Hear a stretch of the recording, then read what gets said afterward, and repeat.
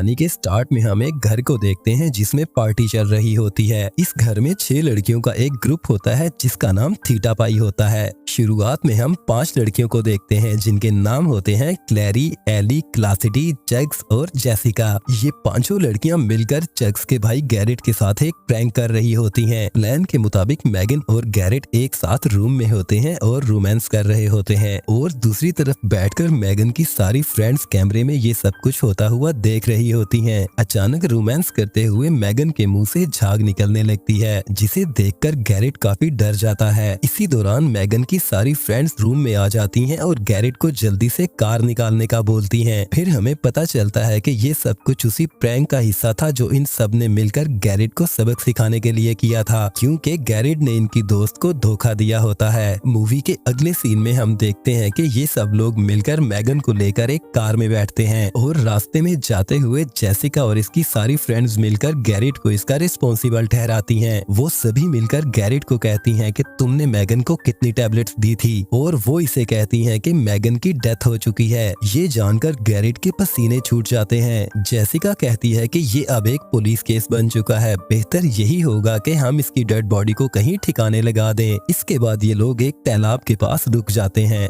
Jessica कहती है कि इसकी लंग्स में जो हवा है उसकी वजह से डेड बॉडी पानी के ऊपर तैरने लगेगी। हमें सबसे पहले इसकी लंग्स में से हवा बाहर निकालनी होगी। ये कहकर वो लोग एक नुकीला पत्थर ढूंढने लग जाते हैं। ये सभी लड़कियां मिलकर आपस में बात करती हैं कि इस ड्रामे को कब खत्म किया जाए और इन सब बातों से बेखबर गैरेट, जो के बेचारा नशे में भी होता है और काफी डरा हुआ भी होता है, वो गाड़ी में से टायर रॉड निकालता है और उसे मैगन के सीने में घुसा देता है। ये देखकर सभी लड़कियां बहुत डर जाती हैं और मैगन को बचाने की कोशिश करती हैं, पर बेचारी मैगन वहीं पर दम तोड़ देती है। ये एक ऐसा प्रैंक था जो कि अब रियलिटी में बदल चुका था। कैसिडी रोते हुए बोलती है कि हमें ये सब कुछ पुलिस को बता देना चाहिए, लेकिन जेसिका कहती है कि पुलिस को इन्फॉर्म करने से हम सारे फंस जाएंगे और हमारा कैरियर तबाह हो जाएगा। कैसिडी को छोड़कर बाकी लड़कियां जेसिका की बात से एग्री करती हैं। ये देखकर कैसिडी दूर जाकर पुलिस को कॉल करने लगती है। ये देखकर जेसिका मैगन को कैसिडी का जैकेट पहनाकर एक कुएं में फेंक देती है और साथ ही वो टायर रॉड और मोबाइल को भी फेंक देती है। जब कैसिडी वापस पहुंचती है तो वो सब मिलकर ये इल्जाम उसके ऊपर लगा देती हैं। जेसिका कहती है कि हमने तुम्हारा जैकेट पहनाकर मैगन को कुएं में फेंक दिया है और जेसिका ने ये सब कुछ इसलिए किया था क्योंकि कैसिडी बार बार पुलिस को इन्फॉर्म करने का कह रही थी। अब वो ऐसा बिल्कुल भी नहीं कर पाएगी क्योंकि उसका जैकेट तो डेड बॉडी के साथ कुएं में है और अब अगर पुलिस आएगी तो वो कैसिडी को अरेस्ट करेगी और इस डर की वजह से कैसिडी बिल्कुल चुप हो जाती है और कुछ भी नहीं बोलती। और अब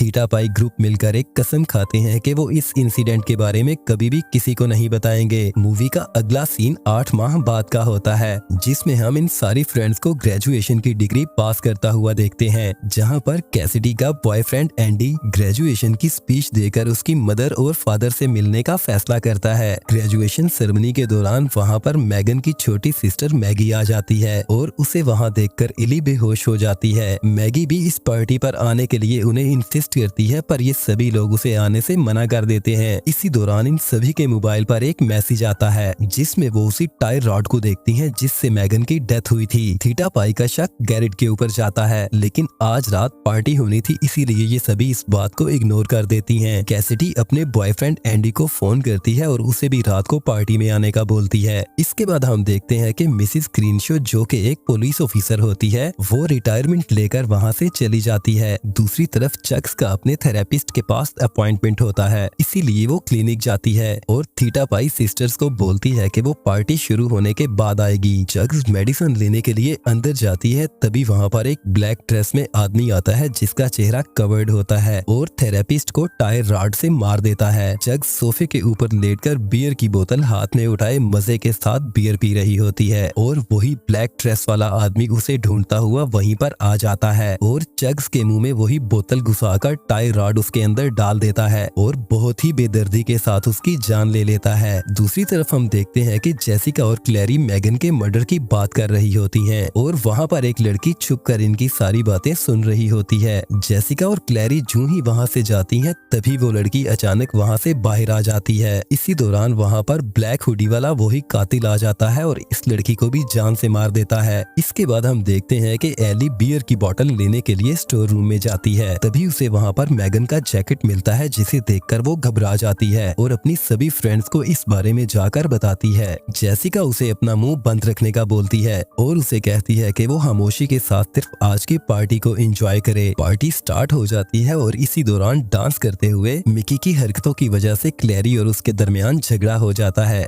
मिकी पार्टी हाउस से बाहर आ जाता है और इली से गपशप लगाने लगता है और उसके क्लोज होने की कोशिश करता है। एली को उसके ऊपर गुस्सा आ जाता है, इसीलिए वो वहाँ से चली जाती है। मिकी एली से सॉरी बोलने के लिए उसके पास चला जाता है। इसी दौरान वहाँ पर वही किलर आ जाता है और मिकी को जान से मार देता है। ये सब कुछ एली छुपकर देख रही होती है और वो डरी हुई ये सब कुछ जाकर अपनी फ्रेंड्स को बताती है। इसी दौरान इन सब के मोबाइल पर एक और मैसेज आता है। इस बार मैसेज में पिक्चर नहीं बल्कि पूरी वीडियो थी, जिसमें गैरेट मैगन को मार रहा था। वो अनजान शख्स इन लोगों को एक जगह पर आने का बोलता है और न आने पर ये वीडियो पुलिस को दे देने की धमकी देता है। ये सभी लोग जल्दी से गाड़ी लेकर वहाँ से निकलने लगते हैं। तभी वहाँ पर मैगन की बहन मैगी आ जाती है, जो इन्हें पार्टी पर आने का बोलती है, पर ये सब उसे वहीं पर छोड़कर चली जाती हैं। वहाँ पहुंचकर ये देखती हैं कि वहाँ पर गैरेट खड़ा है और उसके हाथ से खून निकल रहा है। वो सभी वहाँ पर खड़े होकर आपस में बातें कर रहे होते हैं। तभी जेसिका उसके ऊपर गाड़ी चढ़ा देती है, क्योंकि उसे लगता है कि सबको इसी ने ही मारा है। क्लैरी जल्दी से गैरेट का मोबाइल चेक करती है तो उसे पता चलता है कि वो सब मैसेज इसे भी आए हैं। यहाँ पर ये बात क्लियर हो जाती है कि गैरेट किलर नहीं है। अब इन लोगों को शक मैगन के ऊपर होने लगता है, इसीलिए ये सभी अब उसकी डेड बॉडी चेक करने के लिए जाते हैं। कैसिडी कुएं में उतरती है, पर उसे वहाँ पर मैगन की डेड बॉडी नहीं मिलती, पर एक मैसेज लिखा हुआ मिलता है,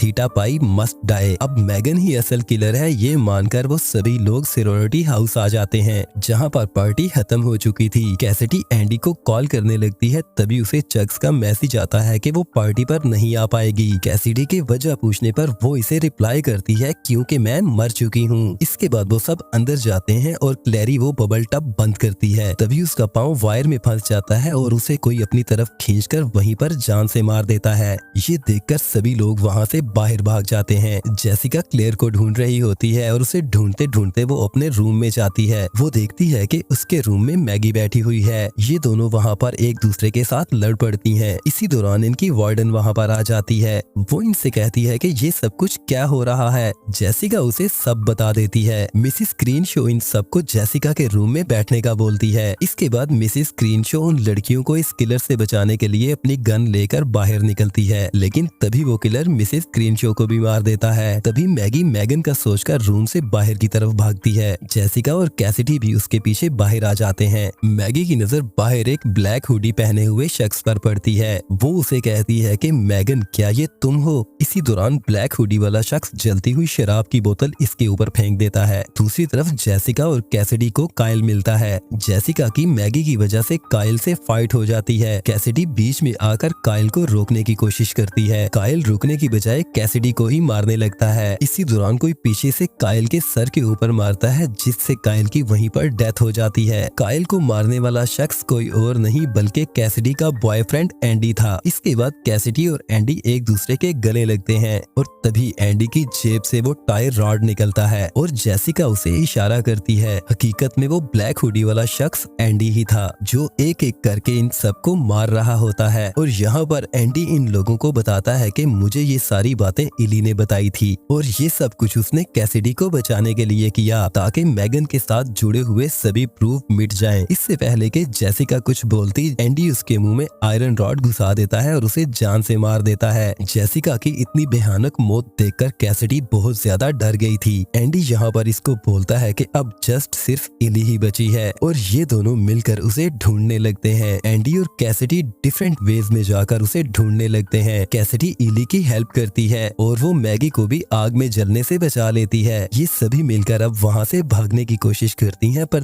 तभी एंडी इन्हें वहाँ से भागता हुआ देख लेता है और वो कैसिडी को पकड़ लेता है। कैसिडी इली को वहाँ से भागने का बोलती है। एंडी यहाँ पर कैसिडी को बोलता है कि मैंने तुम्हारी खातिर इतनी लोगों की जान ली और तुम मुझे ही धोखा दे रही हो, और वो उसे मारने की कोशिश करता है। और जो ही वो उसे मारने वाला होता है तभी इली मिसिस क्रीनशो की राइफल उठाकर उसे गोली मार देती है, जिसके बाद एंडी आग में गिर जाता है और वहीं पर उसकी डेथ हो जाती है। पूरा सिरोरिटी हाउस जलकर तबाह हो चुका था और इस हाउस से सिर्फ कैसिडी, एली और मैगी ही जिंदा बाहर आ पाई पाई थी। इसके बाद हम 15 माह बाद का सीन देखते हैं और सेरेनिटी हाउस जो जलकर तबाह हो गया था वो फिर से तैयार हो चुका था और वहाँ पर पार्टी चल रही थी। फिल्म के एंड पर हम एक आदमी का कटा हुआ बाजू देखते हैं। कटा हुआ हाथ देखकर हम समझ जाते हैं कि ये शख्स कोई और नहीं बल्कि गैरिड है जो कि इस सब का बदला लेना चाहता था और यहीं पर ये स्टोरी एंड होती है।